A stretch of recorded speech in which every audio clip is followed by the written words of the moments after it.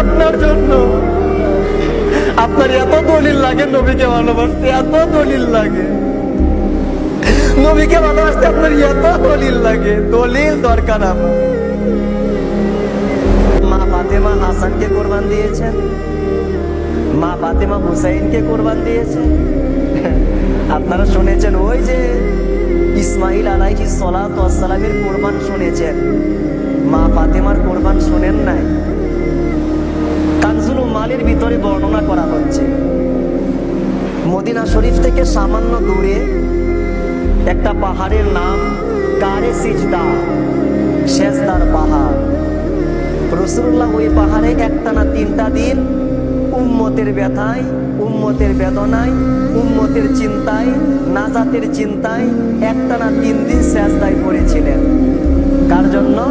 আপনার জন্য, আমার জন্য। সেই রাসূলকে ভালোবাসতে গিয়ে আজকে আপনার এত দলিল লাগে, এত দলিল লাগে আপনার।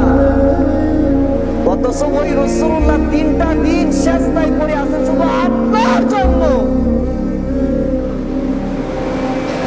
রাসূলে পাকের কোনো গুনাহ নাই। যে বলবে গুনাহ আছে, ইমানের দাবি সে কাফের। রাসূলে পাক আগে থেকেই সাইয়্যিদুল মুরসালিন, আমলের দ্বারা অন্যায়। তো সেজদায় পড়ে আছেন কেন? আপনার জন্য। উহুদে মার খান কেন? আপনার জন্য। তায়েফে মার খান কেন? আপনার জন্য। হাসরে ময়দানে চোখের পানি ছাড়বেন আপনার জন্য। ফুলসরাতের দ্বারে দাঁড়াবেন আপনার জন্য। মিজানের কাছে দাঁড়িয়ে থাকবেন আপনার জন্য। হাসানকে কুরবান দিয়েছেন আপনার জন্য। আপনার এত দলিল লাগে নবীকে ভালোবাসতে, এত দলিল লাগে নবীকে ভালোবাসতে, আপনার এত দলিল লাগে। দলিল দরকার আমার। সেই রাসূলুল্লাহ পাহাড়ের মাঝখানে সেজদায় পড়ে আছেন। সাহাবীরা জানে না রাসূল কোথায়। ওই সাহাবীরা বলতো, নবী গো, নামাজ পড়া 1 নাম্বার ইবাদত, কিন্তু আমাদের কাছে না। রোজা রাখা 1 নাম্বার ইবাদত, কিন্তু আমাদের কাছে না। হজ করা ইবাদত 1 নাম্বার, কিন্তু আমাদের কাছে না। তো তোমাদের কাছে 1 নাম্বার ইবাদত কোনটা? কয় আন-নাজরু ইলা ওয়াজহিকা।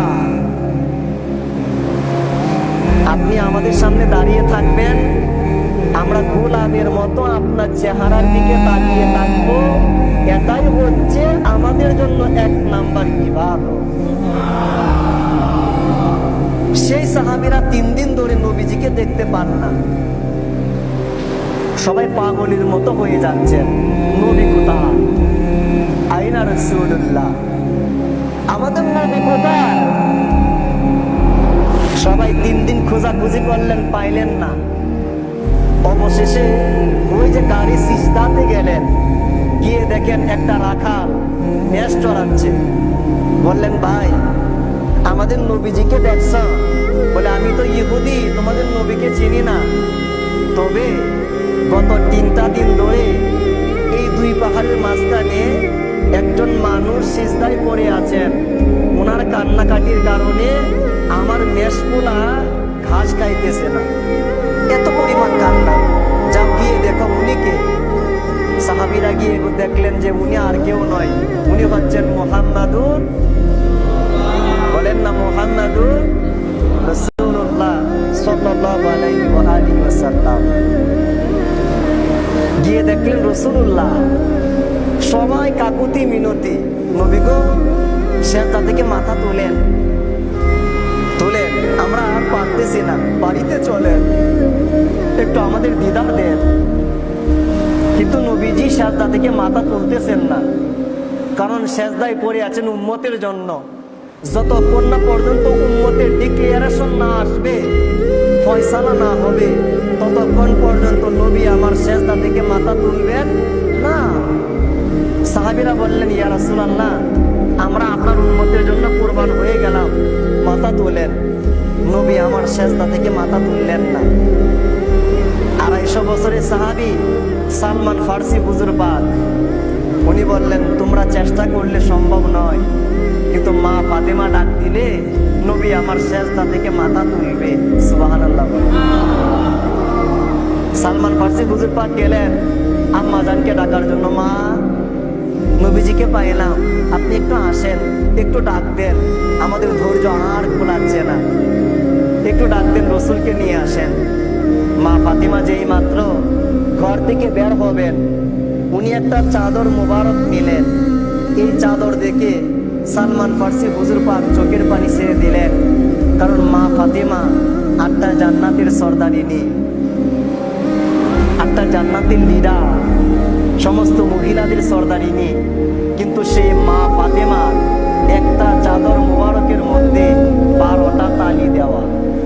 কয়টা তালি দেওয়া? 12টা তালি দেওয়া। চোখের পানি ছেড়ে দিলেন। মা ফাতেমা গেলেন, আব্বাজান উঠবেন না, আপনার সাহাবীরা তো আর পারতেছে না, উঠেন। কিন্তু নবী আমার সেজদা থেকে মাথা তুলেন না, মাথা তুলেন না। বলেন, উম্মতের চিন্তা আজকে সিজদায় মাথা তোলা যাবে না, ডিক্লারেশন না আসলে, ফয়সালা না হলে মাথা তোলা যাবে না। বলেন, আব্বাজান আপনি যেই হুসাইনকে বুকে নিতেন, যেই হাসানকে বুকে নিতেন, আপনি নামাজ পড়তেন, যে হাসান আপনার কাঁধে উঠতো, যে হুসাইন আপনার কাঁধে উঠতো। আপনি জামা মুবারক পড়তেন, জামার ভিতরে এক সাইডে হাসান থাকতো, আর এক সাইডে হুসাইন থাকতো। আপনি বক্তব্য দিতেন, কিন্তু হাসান আসলে আপনি বক্তব্য বন্ধ করে দৌড় মারতেন হাসানকে রিসিভ করার জন্য। যান, আপনার উম্মতের মুক্তির জন্য হাসানকে কুরবান দিলাম, হুসাইনকে কুরবান দিলাম। আপনি উঠেন, আপনি উঠেন। কানজুল উম্মানে লেখা হচ্ছে, আল্লাহ পাক বললেন, জিবরিল যাও, তাড়াতাড়ি যাও, নবীজির কাছে যাও, গিয়া সালাম দাও, বলো আর কান্নাকাটি করতে হবে না, কুরবান কবুল হয়েছে। আপনি সিজদা থেকে মাথা তুলেন, ইয়া রাসূলুল্লাহ, কাল কিয়ামতের ময়দানে আপনার উম্মতের সাথে আমি তেমন ব্যবহার করব, ফাতেমা যেমন চাই। জবান খুলে বলেন না সুবহানাল্লাহ।